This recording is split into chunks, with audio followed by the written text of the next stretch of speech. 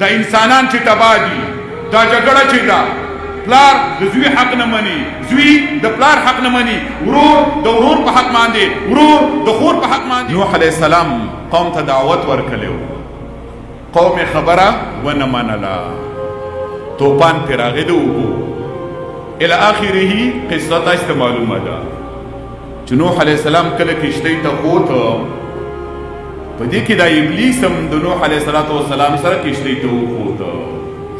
نوح علیه السلام ورته وایي اخرج عنا یا عدو الله، د الله دشمنه زه وځه، دا ټول انسانیت چې تباه کېږي خو ستا د وجې نه.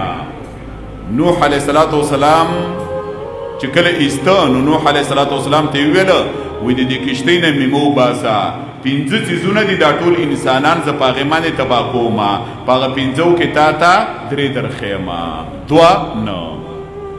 نوح علیه السلام ته الله وحی وکړله چې ابلیس دی اوس هم ستا سره دوکه کوي، ورته ووایه کوم 3 چې راښې هغه مه راښیوه، کوم 2 چې نه راښې هغه راوښایه.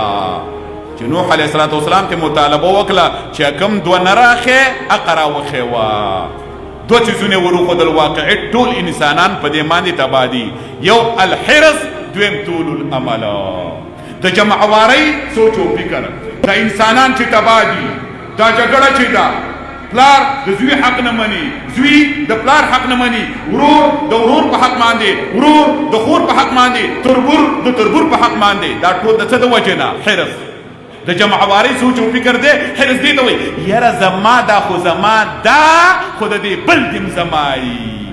انسانان دې تباه کړه که تباه نه کړه؟ که هر چا خپل حق ته خپل وویو، پردي ته پردی وویو، په دنیا کې به شر فساد پاتې شي؟ نه. نو انسانان چې تباه کومه د دې حرص د وجې نه. دویم چې انسانان تباه کومه، نیکان مسلمانان طول العمل، امید ونه اوږد کړمه هلکه ټیم شته بیا به یې وکړي. نو د دې د وجې نه اکثر انسانان دا تباه شي.